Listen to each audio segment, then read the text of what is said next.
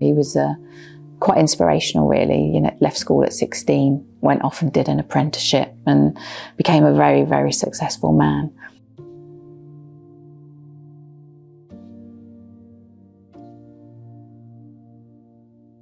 With Adrian, he worked abroad, so he was 6 weeks on, 6 weeks off. And I think the first time that he ever really told us that he had anything, he did mention in passing that he'd had a couple of issues swallowing, and he did use Gaviscon a lot. Just don't think that men are very good at talking about their health. They're not very good at going to the doctors. They just soldier on. I mean, certainly Adrian, you know, he wasn't even registered with a GP. And he'd gone abroad on one of his work trips, and I think it was desperate measures that he made that phone call to me, because he was so poorly at that time, and said, I need to come back early and I need a GP.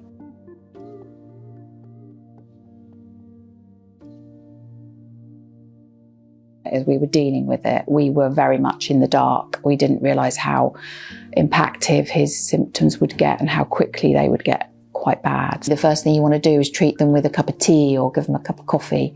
You can't even do that for someone suffering with esophageal cancer. There's just nothing, you know, they can't, their ability to eat and drink goes away with the disease. We tried our best to do some research, but we were just on that journey. It was post Adrian dying that we actually did some proper research into it, and I found Heartburn Cancer UK and then started to follow them in their campaign.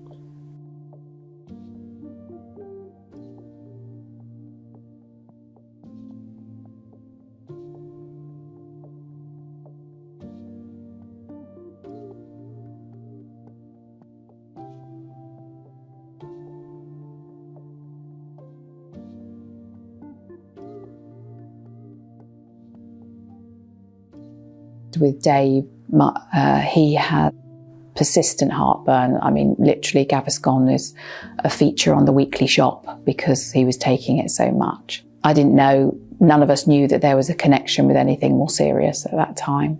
It was at least 8 to 10 years that he'd been having persistent heartburn before he was properly checked for what it was all about. Without that knowledge, he'd never have got diagnosed, because we reached out to Heartburn Cancer when they were doing their cyted sponge test campaign, and he got into the trial for it and he was diagnosed with it.